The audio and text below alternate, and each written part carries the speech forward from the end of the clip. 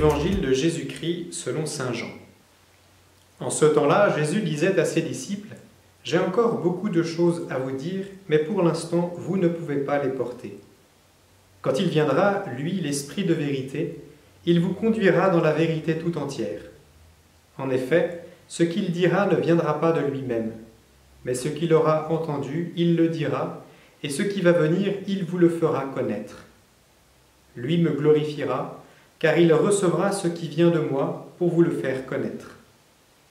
Tout ce que possède le Père est à moi.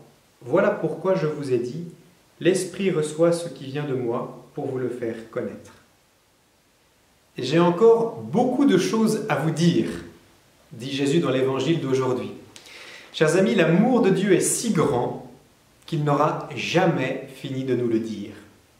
Et lorsqu'on aime quelqu'un, on est toujours frustré de ne jamais assez le dire, de ne jamais trouver les mots, de ne jamais avoir le temps.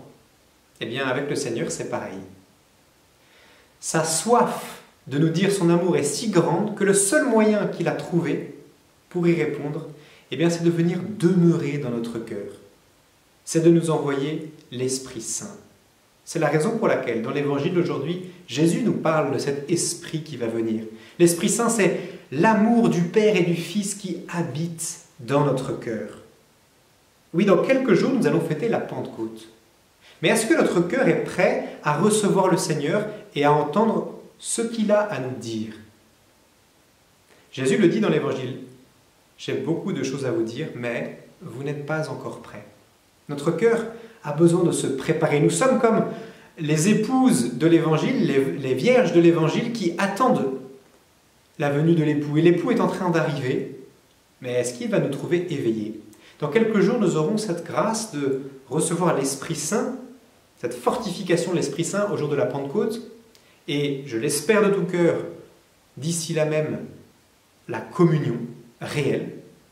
Mais est-ce que notre cœur est prêt? Ou est-ce que nous avons dormi et là nous allons nous réveiller pour communier? Bien sûr que non. Le Seigneur a beaucoup de choses à nous dire et il faut nous lever, il faut nous laver, il faut préparer notre cœur, il faut aller au-devant du Seigneur.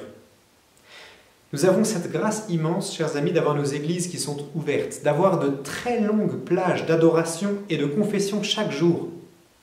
Courons, chers amis, dans nos églises. Venez nous confesser, je peux en témoigner, et il n'y a pas foule. Venez, s'il vous plaît, puiser à la miséricorde de Dieu. Que le Seigneur lave notre cœur. Jetons-nous dans ses bras miséricordieux pour que dans quelques jours, quand nous allons communier, nous puissions communier avec un cœur renouvelé. Amen.